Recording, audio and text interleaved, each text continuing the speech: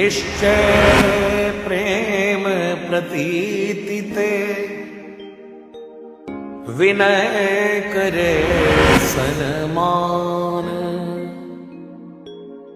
तेहि के कारज सकल शुभ, सिद्ध करे हनुमान।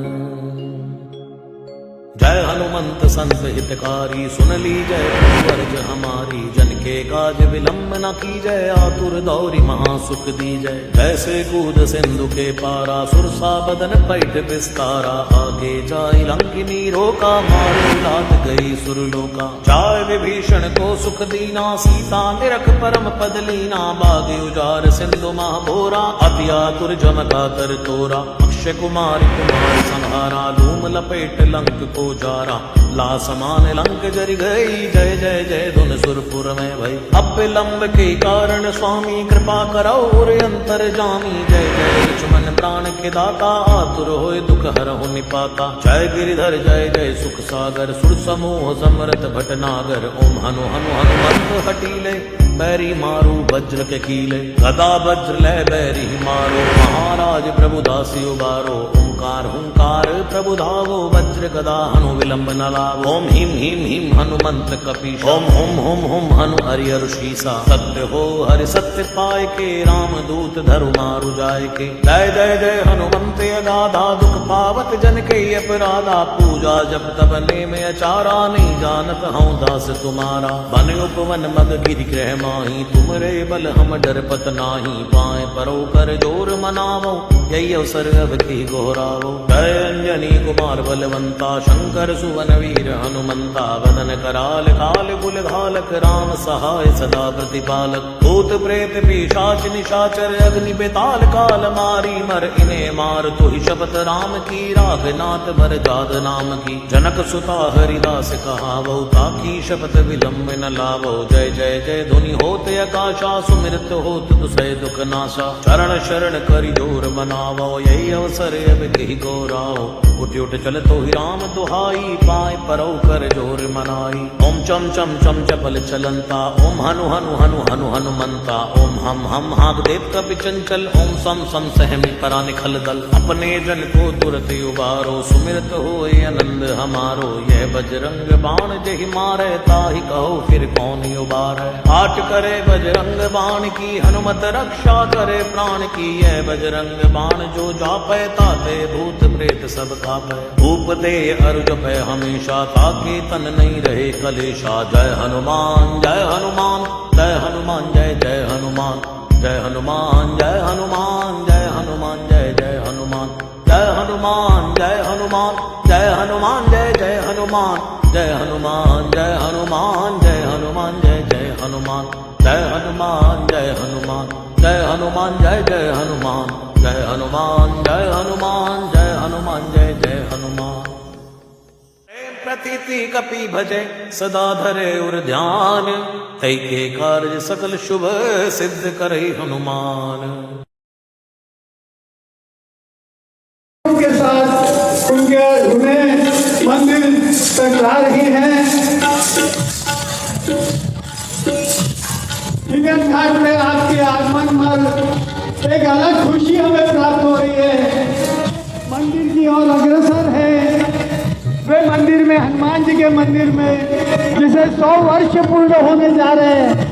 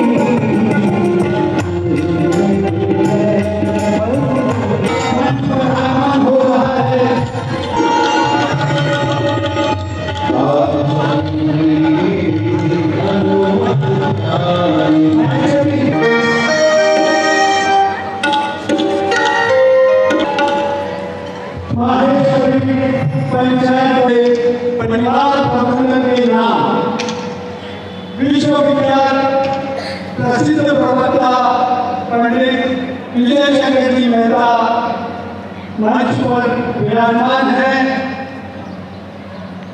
यहाँ चुनियाबाई राठी माहेश्वरी भवन में हनुमान जी के मंदिर को 100 वर्ष पूर्ण हो रहे हैं।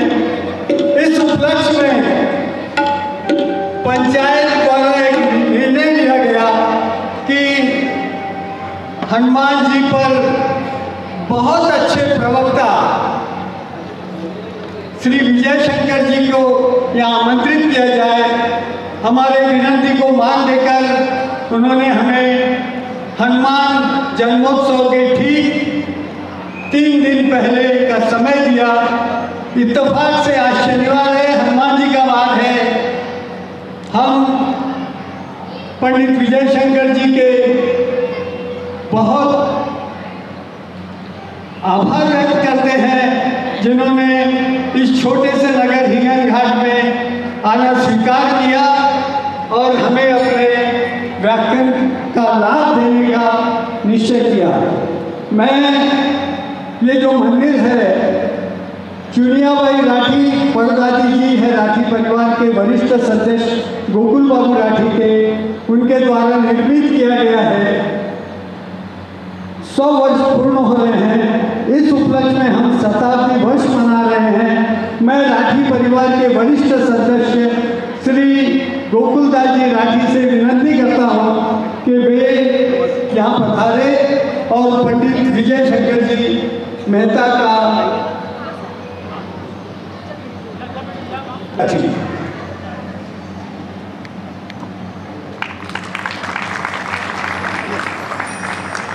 मैं माहेश्वरी पंचायत के अध्यक्ष मैं महिला मंडल की अध्यक्षा सौ राधा देवी जाकोटिया से विनती करता हूँ कि वे कृपया यहाँ पधारे। राधा देवी जाकोटिया श्री प्रदीप भुनकर से विनती करता हूँ कि वे स्वागत।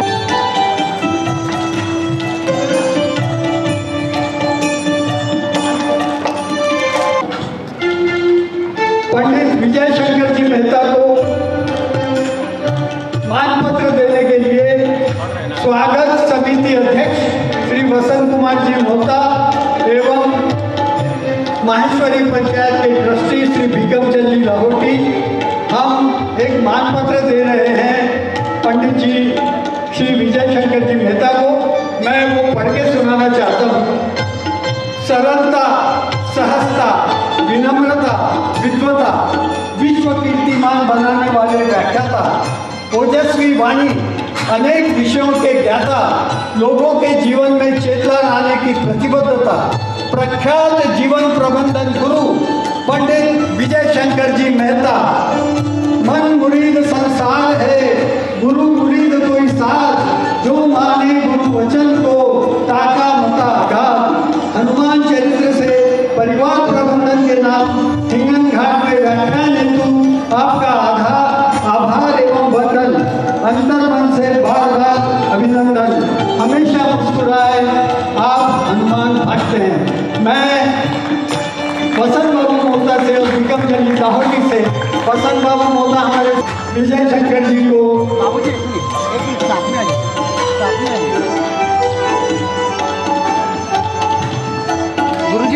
गुरुजी एक सेकंड।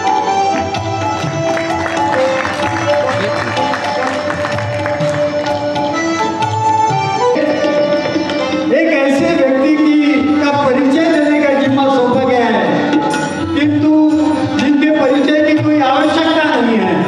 विश्वविख्यात प्रवक्ता पंडित विजय शंकर जी मेहता सानिध्य हमेशा हमेशा के लिए उनका हो जाता है। ये अनुभूति मुझे इंदौर में आई। आपका इंदौर में भागवत सुनने का सौभाग्य प्राप्त हुआ।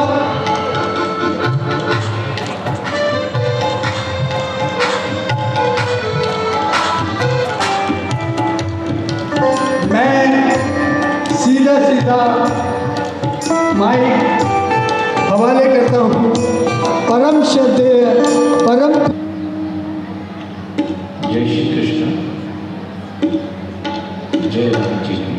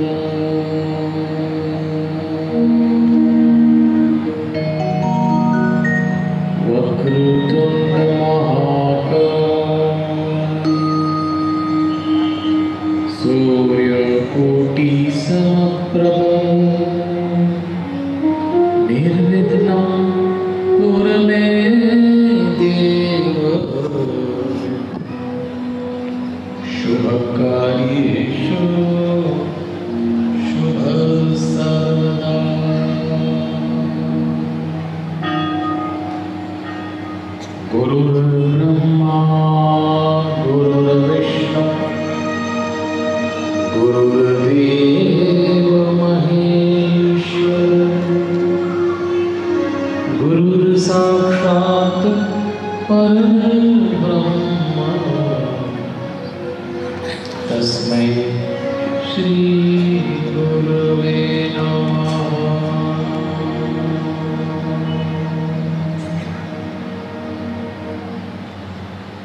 परम पिता परमेश्वर की बड़ी अनुग्रह भरी दृष्टि है और भगवान की असीम अनुकंपा है कि आज हम सब लोग हनुमान जी महाराज के इस पावन प्रांगण में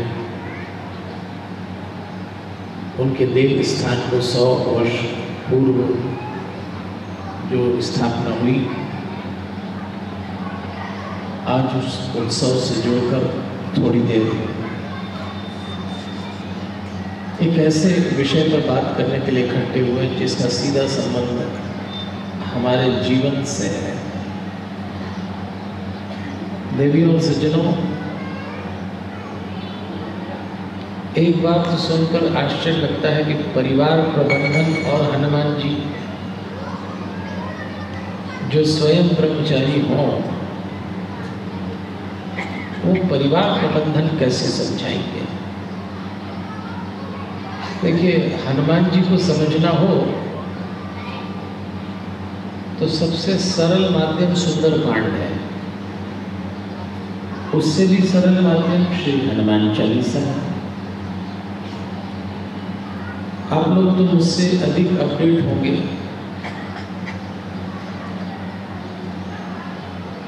जो साल बीता 2023, उसमें YouTube पे सबसे ज्यादा गाया जाने वाला गाना कौन सा था? हनुमान चालीसा। और मुझे भरोसा है कि आप में से अधिकांश लोगों को हनुमान चालीसा स्मरण है।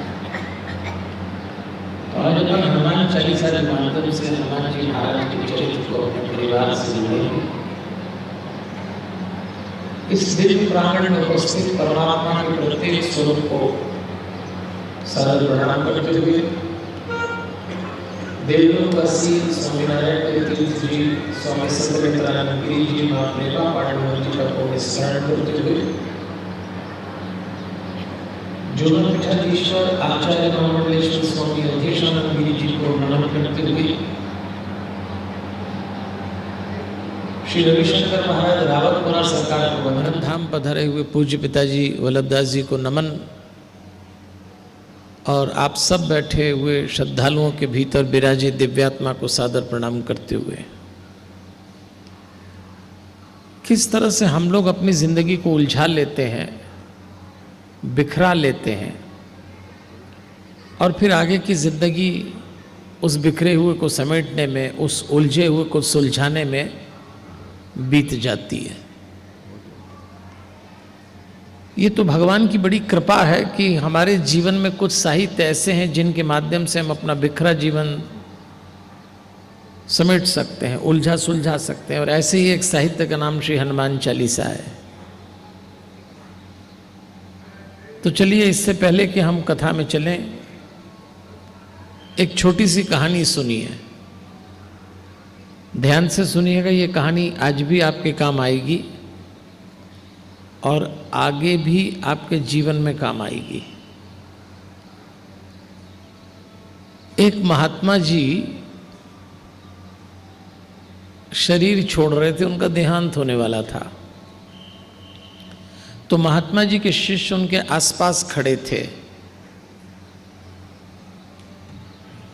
शिष्यों को लगा कि महात्मा जी संसार से चले जाएंगे गुरुजी, तो जाते जाते गुरुजी से कोई सूत्र वाक्य, कोई ब्रह्म वाक्य, कोई मंत्र ऐसा ले लें जो जीवन भर काम आए।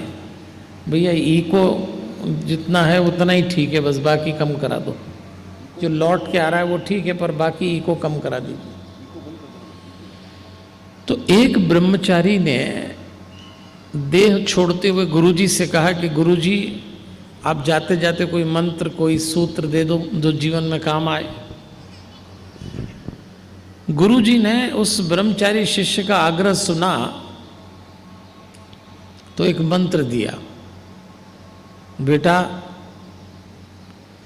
बिल्ली कमी मत पालना। सबको बड़ा आश्चर्य हुआ। सबको लगा महात्मा जी कोई मंत्र देंगे, कोई श्लोक बोलेंगे, कोई सूत्र वाक्य कहेंगे, और महात्मा जी ने तो कह दिया बिल्ली कभी मत पालना। सच्चा शिष्य था, गुरुजी की बात हृदय में रख ली। महात्मा जी का देहांत हो गया। वो शिष्य गांव के बाहर एक कुटिया बना के रहने लगा। अब उसकी समस्या शुरू हुई।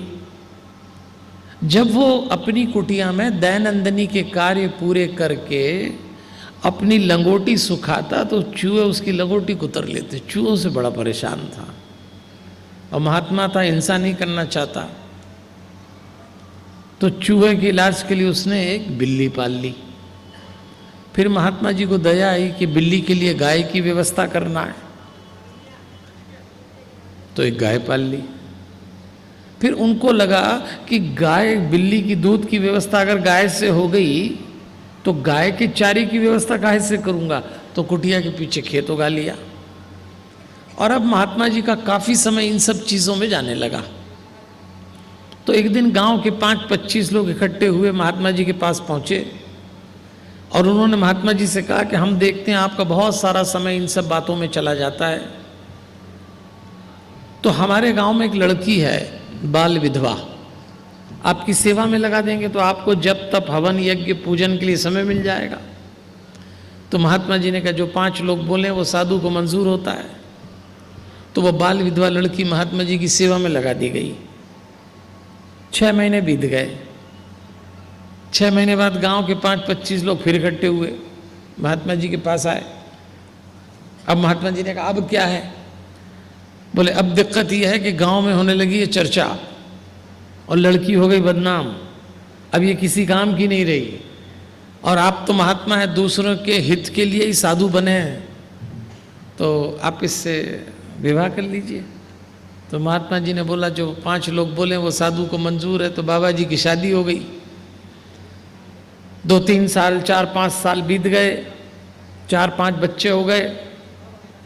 एक दिन वो बच्चे भारी घर में उपद्रव कर रहे, माँ रसोई का काम कर रही, उनका बाप वो महात्मा कुटिया के पीछे चट्टान पे बैठ के ध्यान लगा रहा।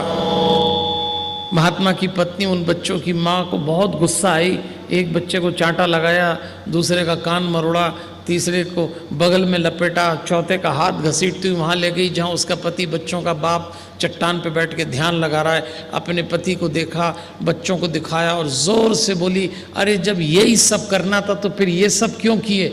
उसी दिन महात्मा जी को याद आया, गुरुजी ने कहा था बिल्ली कभी मत पालना। देखो देवियों और सज्जनों, बिल्ली कभी मत पालना आप कोई वाक्य मत समझ लेना। ऐसे तो कई वाक्य हमारे माता पिता, गुरुजन, साधु संतों ने कभी गीता के श्लोक के रूप में, कभी भागवत के मंत्र के रूप में, कभी रामायण की चौपाई के रूप में हमको समझाया, पर हमें समझ नहीं आता। हम अपना जीवन बिखरा लेते हैं, उलझा लेते हैं और समेटते समेटते आगे की जिंदगी बीत जाती है। तो आज अपन चलते हैं हनुमान चालीसा में और हमारे परिवार के जीवन की जितनी समस्याएं हो सकती हैं उसका निपटारा करके उठेंगे। अपन जितने लोग इस सभागार में बैठे हैं सभी कहीं ना कहीं अशांत हैं और शांति की तलाश में। कोई किसी से कहता नहीं है, सबके सामने तो ऐसे रहते हैं। एक्टिंग करने में हम लोग इतने माहिर हैं कि पता भी नहीं चलता भीतर क्या तूफान चल रहा है। लेकिन जिसको देखो वो परेशान है। जरा सा अकेले में किसी को छू लो फूट पड़ेंगे। आपको क्या लगता है? कभी कभी तो दूसरों को खुश देख के ऐसा लगता है इनका बड़ा अच्छा चल रहा है, हमारी मुसीबत है। किसी की नहीं, सभी तवे पे बैठे, सब परेशान है। तो क्या करें? कुछ तो करना पड़ेगा। और जिसके जीवन में हनुमान जी हो, हनुमान चालीसा हो, उसे तो कभी उदास होना नहीं चाहिए, अशांत होना नहीं चाहिए। हनुमान का भक्त अशांत नहीं हो सकता। तो तुलसीदास जी ने हनुमान चालीसा सौंपी है हमको। हनुमान चालीसा तुलसीदास जी ने उस समय लिखी जब बहुत बालपन था उनका। 500 साल पहले एक छोटे से बालक तुलसी ने हनुमान जी से सीधी बातचीत की थी। हनुमान चालीसा उसका अंश है। एक बालक की पुकार सुन के हनुमान जी महाराज हनुमान चालीसा की प्रत्येक पंक्ति में उतर गए और इसीलिए हनुमान चालीसा अभिमंत्रित है, दिव्य है, चार्ज्ड है। जिसके जीवन में हनुमान चालीसा उतरी उसको कभी उदासी, परेशानी, निराशा नहीं आ सकती। हनुमान चालीसा हनुमान जी का यशगान है और जब हम किसी का यशगान करते तो उसके गुण हमारे भीतर उतरने लगते हैं। यशगान एक तरह की उपासना होती है। उपासना का अर्थ होता है पास में बैठना। आजकल आदमी पास में बैठना तो दूर, पूजा में खुद भी नहीं बैठता। पूजा मशीन की तरह हो गई है। जैसे हम रोटी मशीन की तरह बनाते हैं, गाड़ी मशीन की तरह चलाते हैं, ऐसे हम लोग पूजा भी मशीन की तरह करते हैं। और याद रखिए, पूजा आदत नहीं, पूजा स्वभाव होना चाहिए। आदत और स्वभाव में फर्क है। आदत शरीर से जुड़ी, स्वभाव का संबंध आत्मा से है। जब आप अपनी आत्मा पे टिकते हैं तब आप अपने स्वभाव में होते हैं। लोग पूजा भी आदत से करते हैं। आदतें तो हमको एक से एक अच्छी होती देवियों और सज्जनों। अब देखिए ना, हम लोगों की एक बहुत अच्छी आदत होती है। समाज में हमसे कोई मिलता है तो पूछता है कैसे हो, तो अपन कहते हैं अच्छे। अपन पूछते कैसे हो, वो कहता है अच्छे। न पूछने वाले को कोई मतलब, न बताने वाले को कोई लेना देना। सच तो यह है कि यदि आप किसी से पूछें कैसे हो और वो 5 मिनट रुक के अपना रोना रोने लग जाए, आप जिंदगी में दोबारा कभी किसी से नहीं पूछो कैसे हो। ये तो आदत है, हमको भी लगी, आपको भी लगी। आदतों से भगवान नहीं मिलता। इसलिए मेरा अनुरोध है आपसे मेरे साथ अब आपको 2 घंटे की यात्रा तो करना ही है। 2 घंटे बाद छोड़ूंगा मैं, आप समझ लेना 6:45 बज रहे हैं, 8:45, ठीक है। 2 घंटे बैठना आपको मेरे साथ। देखो, वक्ता होना बहुत आसान है, श्रोता होना बहुत कठिन है। वक्ता का तो मालूम है कि क्या बोलना है, कितना बोलना है और कब तक बोलना है। श्रोताओं के आधे प्राण तो इसी में लगे रहते हैं कि छोड़ेगा कब। तो 8:45 बजे छोड़ूंगा, 9 बजे तक घर आप निकल सकते हो यहाँ से, ठीक है। अब आप मुझे ही देखना, अब कोई काम करना ही मत दूसरा, कि कोई बच्चा निकले, आदमी निकले, अपने को नहीं देखना है। अगर आप शांति की तलाश में हैं तो एक बात अपने कलेजे पे लिख के रखना, हम मनुष्य 3 बातों से बने हैं। पहला शरीर, फिजिकल बॉडी, दूसरा मन, अंग्रेजी में माइंड कहते हैं, और तीसरा आत्मा, सोल। ये बात जिसको जितनी जल्दी और अच्छे से समझ में आ गई वो शांत हो जाएगा। मैं आपको आपके शरीर से ले जाके आत्मा तक की यात्रा कराऊंगा हनुमान चालीसा के 43 पद में।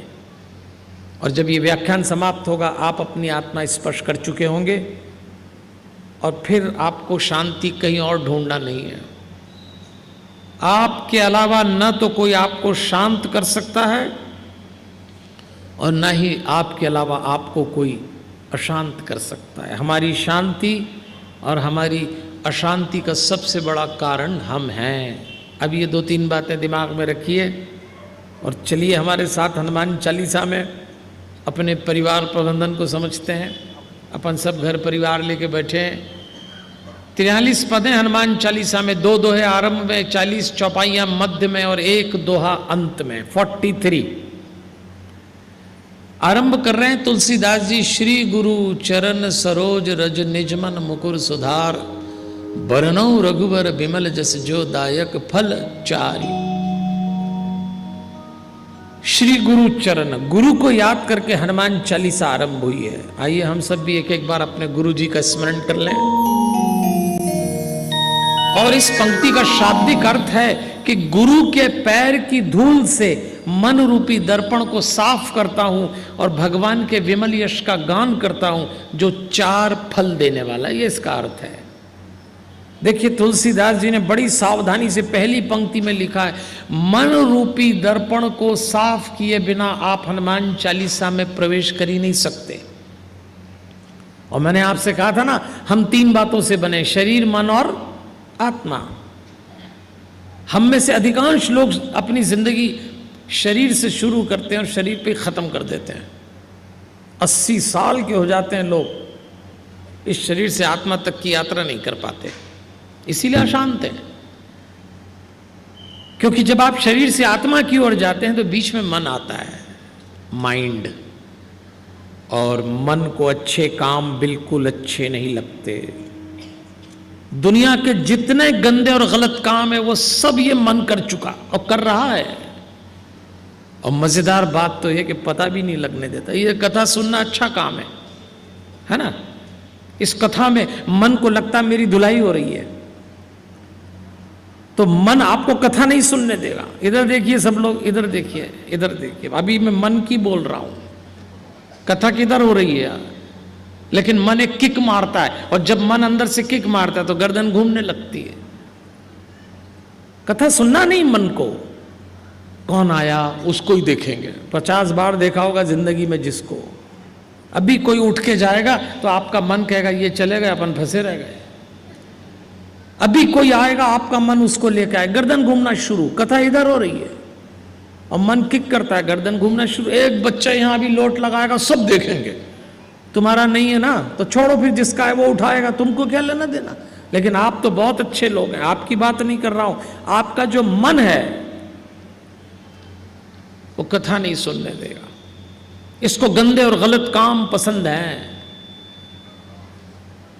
आप बुरा मत मानिए देवियों और सज्जनों, हम जितने लोग यहां बैठे हैं सब अपनी जिंदगी में इस मन से वो तमाम गंदे गलत काम कर चुके जो बाहर किसी को पता नहीं लगने देते। और पता लगाने की कोशिश भी मत करना आप, नहीं तो मुसीबत में पड़ जाएंगे। ये मन ऐसा है। इस मन के भीतर, हाँ जी, इको बहुत है, इको कम कराओ या कुछ बेस बढ़ाओ, इको बहुत है। चलिए, तो इस मन से गंदे काम चूंकि हम कर चुके और बाहर किसी को पता भी नहीं लगने देते, तो मन पे काम करना ही पड़ेगा देवियों और सज्जनों। मैं नहीं कह रहा हूं, तुलसीदास जी कह रहे हैं, निज मन मुकुर सुधारी। तुलसी कोई सामान्य कवि तो थे नहीं, मनोवैज्ञानिक ऋषि थे। तो हनुमान चालीसा के आरंभ में मन को क्यों कहा? क्योंकि उनको मालूम था कि अगर मन पे काम नहीं हुआ तो भक्त कभी शांत नहीं हो पाएगा। जिसका मन सक्रिय वो अशांत, और जिसका मन निष्क्रिय वो शांत। इस थ्योरी को भी याद रखना। तन से तो आप 4 कदम चलते हैं, तब तक तो मन 40 लाख कदम चला जाता है। दूसरे में इंटरेस्ट लेने की तो इतनी आदत है इस मन को। आपके मन में क्या चल रहा है, आपके पास में जो बैठा या बैठी है वो भी नहीं जान सकता। देखिए, आजकल तो साइंस टेक्नोलॉजी का टाइम है। ये जो नया साल चल रहा है ना 2024, इसमें भगवान एक मशीन बना रहा है। 50 साल पहले आपने सोचा था कभी कि बटन दबाएंगे तो पैसा निकल आएगा? एटीएम बन गया। छोटा सा खिलौना मोबाइल बन के पूरी दुनिया को मुट्ठी में ला देगा, सोचा नहीं था। 2024 में भगवान एक मशीन बना रहा है। हमको दिया है सैंपल एक, ये देखना आप। अभी उस मशीन की खूबी है कि यदि वो अभी आपकी छाती के पास से ऊपर से गुजार दें तो आपके मन ने पिछले 2 घंटे में किसी के बारे में जो भी और सोचा किया उसका छपा हुआ कागज बाहर आ जाएगा। अभी मेरे पास सैंपल है। अगर ये मशीन में अभी आपकी छाती पे घुमा दूं और आपके मन ने 2 घंटे पहले किसी के बारे में जो भी सोचा और किया उसका छपा कागज निकल आए और आप एक दूसरे से पढ़ लो, तो सब एक दूसरे का 13वां इसी मंदिर प्रांगण में करोगे, घर भी नहीं जा पाओगे, सब यही निपटा दोगे। ये मन ऐसा है। फिर लोग कहते हैं बड़ा टेंशन है, बड़ी तकलीफ है, बड़ी बीमारी है। इसको समझिए, कोविड के बाद तो मन की ही बीमारियां चल रही हैं, तन से तो निपट लिए। और मन ने ऐसी ऐसी बीमारी हमको सौंप दी देवियों और सज्जनों। आजकल एक बीमारी चली है, भगवान न करे आप में से किसी को हो, पर एक बहुत बीमारी चली फैशनेबल। किसी से पूछो तुमको क्या हो रहा है, पता नहीं, कुछ ठीक नहीं लग रहा। अब ये नई बीमारी चली है, नहीं क्या लग रहा है, पता नहीं, बस कुछ ठीक नहीं लग रहा। अरे तो भैया क्या लग रहा है, पता नहीं, कुछ ठीक नहीं लग रहा। अब बताओ आप इसका क्या इलाज? अच्छा, इस बीमारी को लेके कुछ लोग डॉक्टर के पास चले जाते हैं। अब वो डॉक्टर पूछता है क्या बात है, पता नहीं डॉक्टर साहब कुछ अच्छा नहीं लग रहा। और बेचारा 10 साल में डॉक्टरी पढ़ा, वो कभी ये बीमारी नहीं सुनी। और अगर आपने 5-6 विजिट डॉक्टर को दे दी ये वाली कि पता नहीं कुछ अच्छा नहीं लग रहा है, 6ठी बार डॉक्टर कहेगा भैया तुम तो जाओ, क्योंकि तुम्हारे आने और जाने के बाद पता नहीं मुझे ही कुछ अच्छा नहीं लग रहा है। वो डॉक्टर ही नहीं पड़ जाता। कहां से आ गई ये सारी बीमारियां? ये उन लोगों को है जो हनुमान चालीसा पढ़ते हैं। ये तकलीफ, ये निराशा, ये बेचैनी उन लोगों को जो 2 वक्त अपने घर में दिया बत्ती करते हैं। पूजा पाठ, मंदिर, सत्संग, कथा, व्रत, त्योहार करने वाले लोग भारत में अशांत पाए गए। कोई तो गड़बड़ है, आज उसका निपटारा करके उठना पड़ेगा। एक भी मेंबर अगर घर में उदास है, थका हुआ है, निराश है, पूरा घर बेचैन है, डिस्टर्ब हो जाएगा। आज तो उसका फैसला करके ही उठेंगे। इसलिए तुलसीदास जी ने हनुमान चालीसा के आरंभ में लिखा, निज मन मुकुर सुधारी। मुकुर दर्पण को कहते हैं। मन रूपी दर्पण को साफ करने के लिए गुरु के पैर की धूल यानी गुरु कृपा लगती है। कोई गुरु होना चाहिए। बुद्धिहीन तनु जानी के सुमिरो पवन कुमार, बल बुद्धि विद्या देहु मोहि हरहु कलेश विकार। महाराज हम बुद्धि से भी हीन हैं, तन से भी हीन है। कृपा आपको करना है, हम नहीं कर पाएंगे हनुमान जी महाराज। और इसी के साथ तुलसीदास जी 2 दोहे के बाद 40 चौपाइयों की हनुमान चालीसा आरंभ करते हैं। और चौपाइयों की पहली पंक्ति का पहला शब्द लिखते हैं जय हनुमान। जयकारे के साथ हनुमान चालीसा आरंभ हुई। जय का मतलब आत्मविश्वास, जय का मतलब आंतरिक ऊर्जा, जय का मतलब कि जीवन में जो भी आप प्राप्त करना चाहें आपको मिले। हमारी संस्कृति जय में विश्वास रखती है, हम पराजय में विश्वास नहीं रखते। और हनुमान चालीसा में पहली बार नाम आया हनुमान जी का, जय हनुमान। देखिए, यूं तो हनुमान जी महाराज के बहुत सारे नाम हैं, पर तुलसीदास जी को हनुमान नाम बहुत प्रिय है। और हनुमान नाम के बारे में आप जानते होंगे, बचपन में हनुमान जी बड़े उपद्रवी, बड़े उत्तेजित, बड़े आक्रामक स्वभाव के थे। एक बार सूरज को लपक लिया, सारे ब्रह्मांड में अंधेरा छा गया। देवता इंद्र के पास पहुंचे, इंद्र ने वज्र का प्रहार किया, वज्र हनुमान जी की ठोड़ी पे लगा, हनुमान जी की ठोड़ी टूट गई। ठोड़ी को संस्कृत में हनु कहते हैं, इसलिए इनका एक नाम हनुमान पड़ा। लेकिन हनुमान शब्द का एक और अर्थ है, जो अपने मान का हनन कर दे वो हनुमान है। इसलिए हनुमान के भक्त को निराभिमानी होना चाहिए, अहंकार मत रखिए। अच्छा देवियों और सज्जनों, देखो आपसे एक छोटा सा निवेदन करता हूं, जो भी करना जमकर करना कथा में, ताली तो ठीक से बजाइए कम से कम।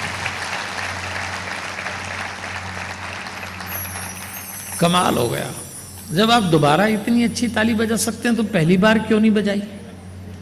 इसीलिए नहीं बजाई। बैठे हैं आराम से, बहुतों को तो यह भी नहीं मालूम है काहे के लिए बैठे हैं, क्यों बैठे। समाज का कार्यक्रम है, कई तो मुंह दिखाइए में आए होंगे, ये साल भर पदाधिकारी परेशान करेंगे। देखो, दो तरह के श्रोता हमको रोज मिलते हैं, हमारा तो रोज का काम है कथा करना। एक श्रोता होते हैं आए गए, दूसरे होते हैं लाए गए। इसमें कई लाए गए भी फंसे हैं, मालूम ही नहीं, बैठे हैं आराम से। मैं एक बार भागवत की कथा करता था, 7 दिन की कथा होती, तो मैंने देखा एक कोने में 80 साल की बूढ़ी माई बैठ के हमारी कथा सुनती, 80 साल की, और एक टक हमको देखती।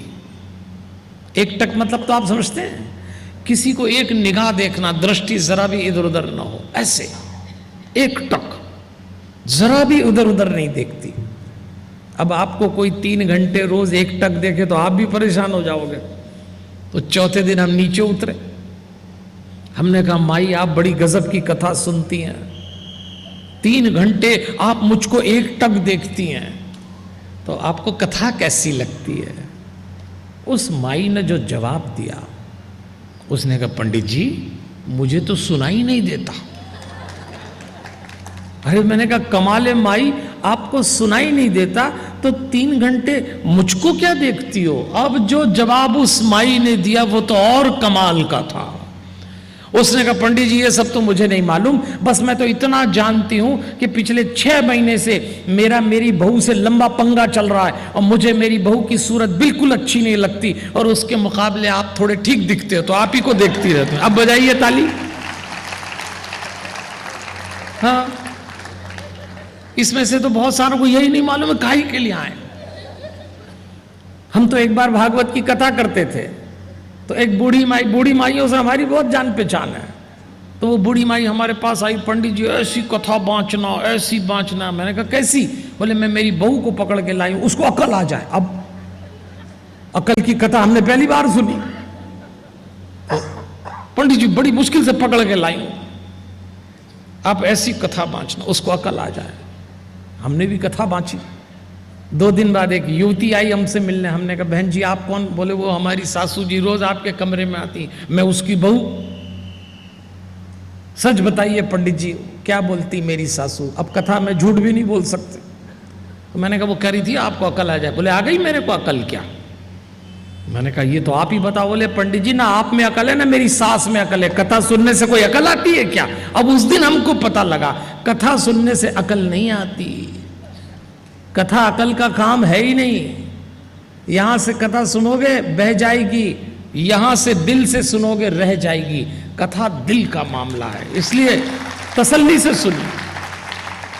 अब जरा भी इधर उधर नहीं देखना, अब आप मेरे को ही देखना है ना, कोई उपद्रव करना ही नहीं है, समझ के सुनिए।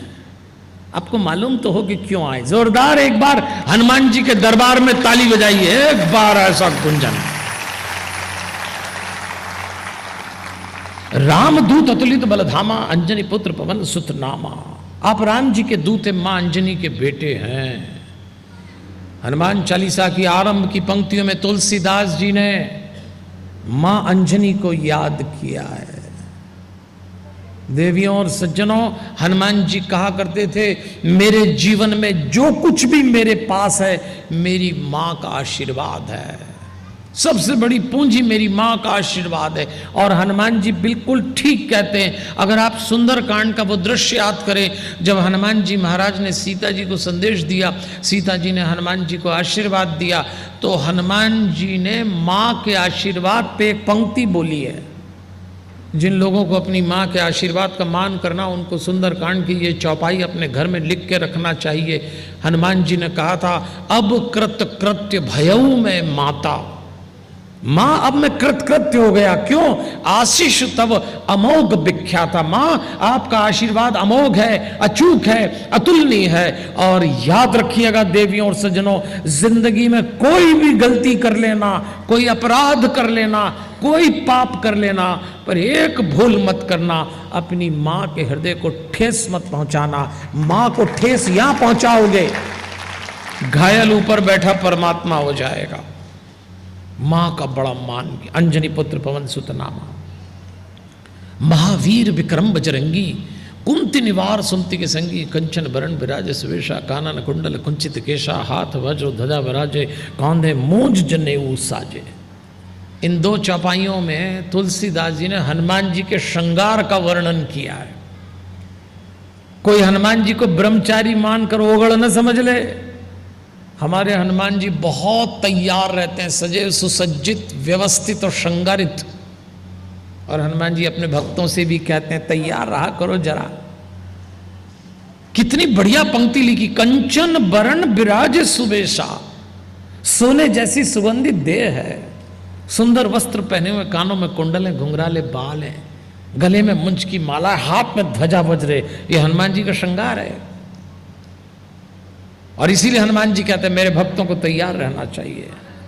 मैंने देखा है, हम लोगों का एक मनोविज्ञान होता है, हमको किसी बड़े आदमी से मिलना हो, उस दिन बड़े तैयार होते हैं। किसी फंक्शन में जाना हो, बहुत सजेंगे। शादी ब्याह में तो क्या ताकत लगाते हैं।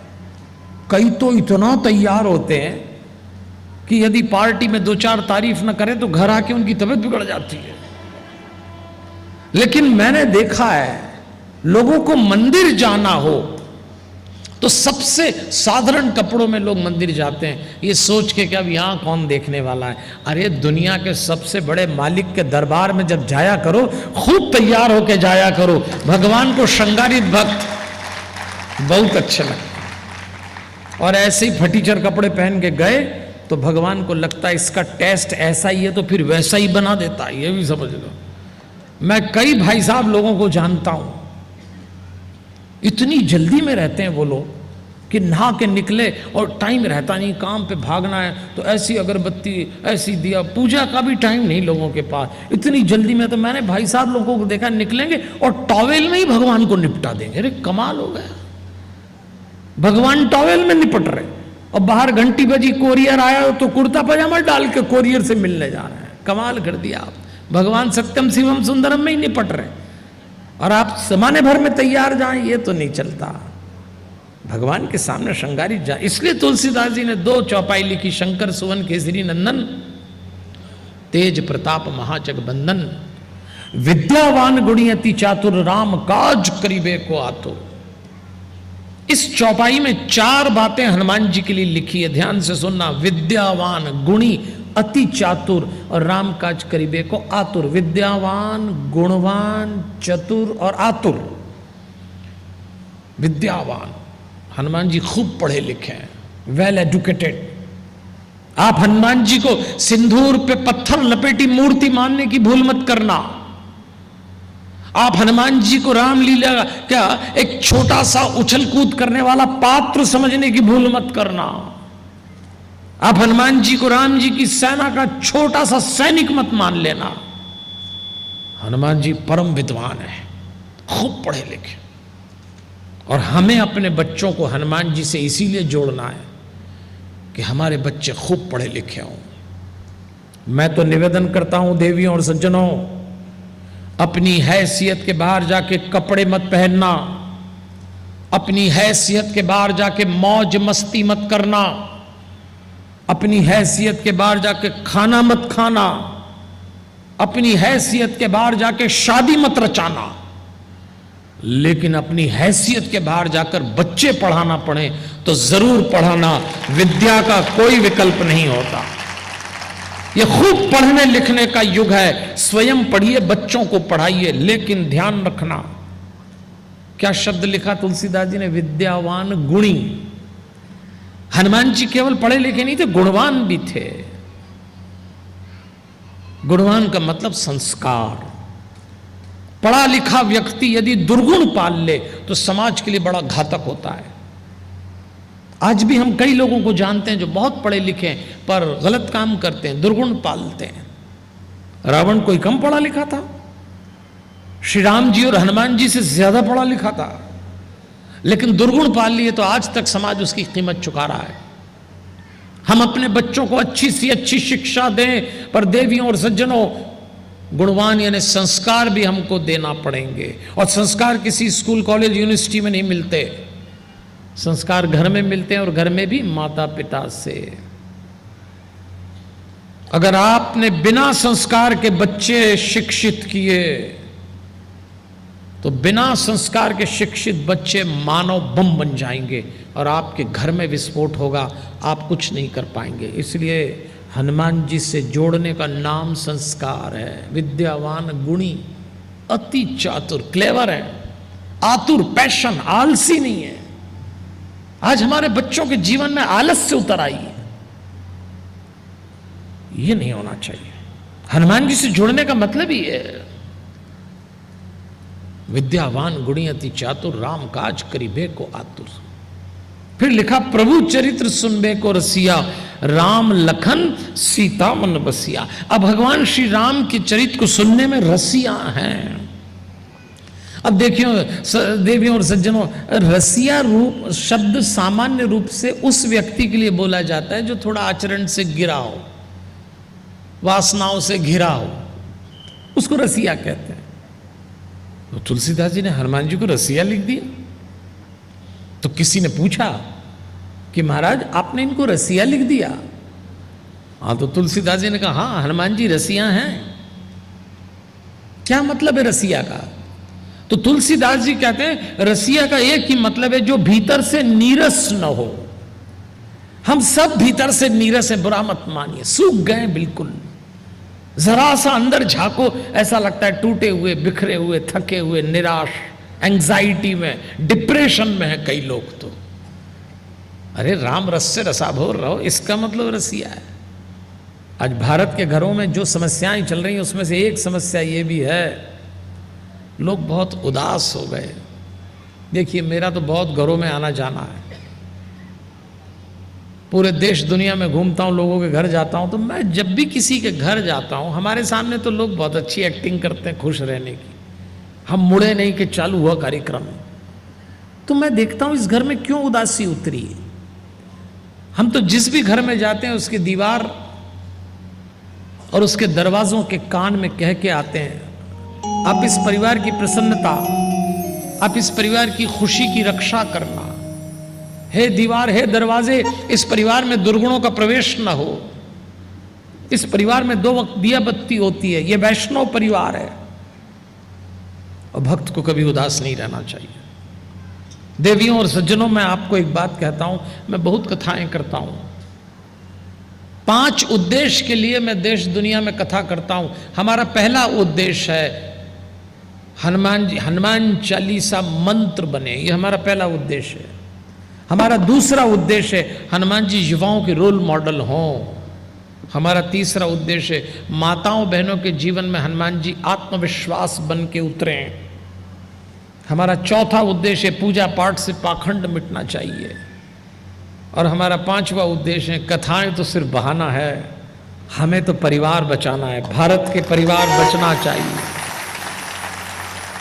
हमारा देश जिस तेजी से विकास कर रहा है, 15 साल में हमारे देश के पास वो सब कुछ होगा जो किसी डेवलप्ड कंट्री यानी अमेरिका के पास है। पर जो गलती अमेरिका ने की वो हम न करें। अमेरिका के पास सब है लेकिन फैमिली स्ट्रक्चर कोलैप्स हो गया, परिवार का ढांचा टूट गया। खतरा हमारे यहाँ भी मंडरा रहा है। आप जैसे संजीदा लोग जब हमको सुनते हैं तो मुझे आपको प्रणाम करने की इच्छा होती है। आपके भीतर कोई है जो परिवारों को बचा सकेगा। 15 से 20 साल में भारत के परिवारों पे जो आक्रमण होने वाले हैं, एआई का आक्रमण होगा, आर्टिफिशियल इंटेलिजेंस का, वासनाओं का, एजुकेशन का, कैसे बचाएंगे बच्चों को, कैसे बचाएंगे परिवार को। आइए क्या लिख रहे हैं हनुमान जी के लिए तुलसीदास जी। प्रभु चरित्र सुनबे को रसिया। एक छोटे से भजन के साथ हमारे साथ चलिएगा। कवि विशेष ठाकुर का लिखा भजन है। आप बहुत प्रेम से हमारे साथ गुनगुनाइए इस भजन को और फिर आगे चलते हैं। आइएगा।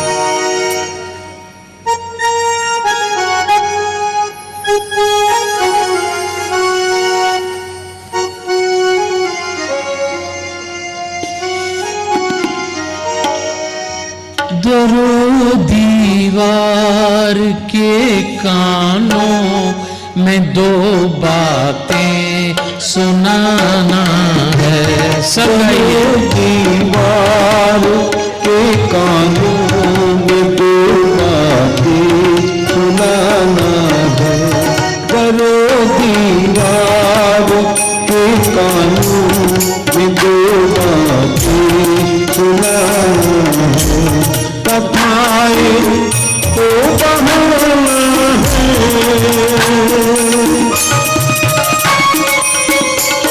कथाएं तो बहाना है, हमें परिवार बचाना है। कथाएं सब बहाना है, हमें परिवार बचाना है। दरो दीवार के कानों में दो बातें सुनाना है।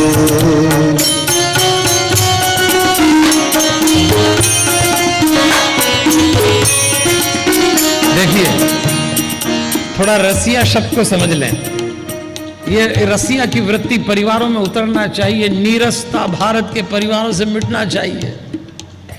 रसिया का मतलब भीतर से रसा भोर, प्रसन्न। हम सब नीरस हैं। हनुमान के भक्त हैं भाई।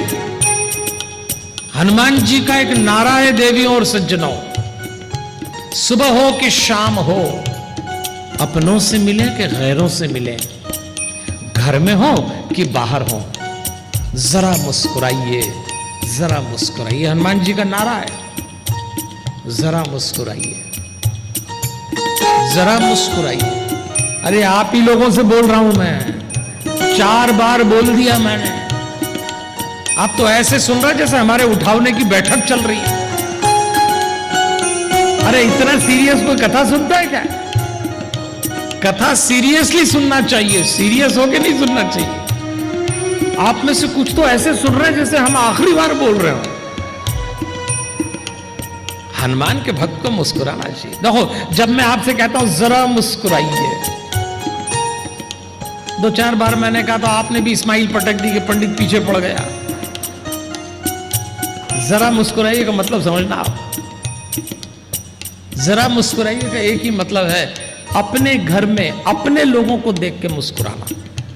भाई बाहर दूसरों को देख के मुस्कुराना तो बड़ा आसान है।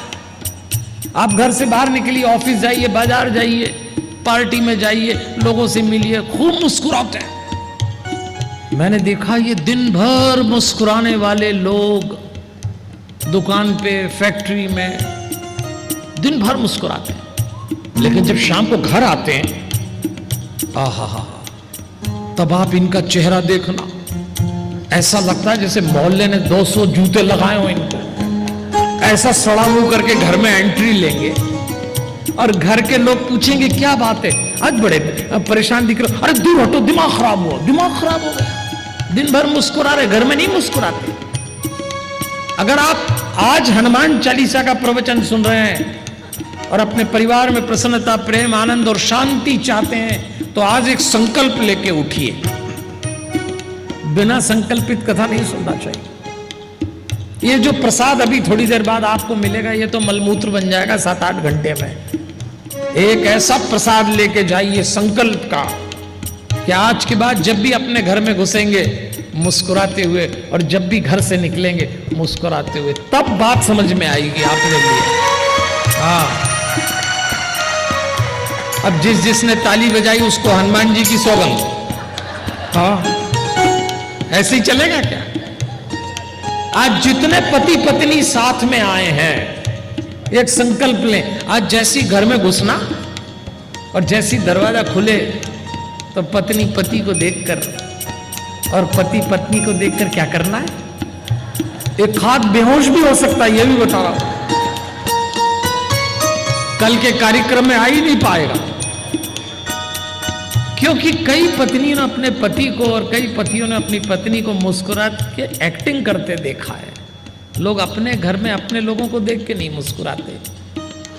क्या मतलब निकला?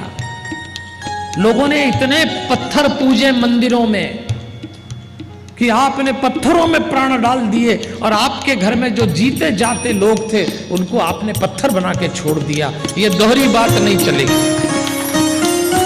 जब आप अपने घर में अपने लोगों को देख के मुस्कुराएंगे, पति पत्नी, माता पिता, बच्चे, सास बहू, भाई बहन, तब पता लगेगा कि कुछ भगवान से जुड़े हैं।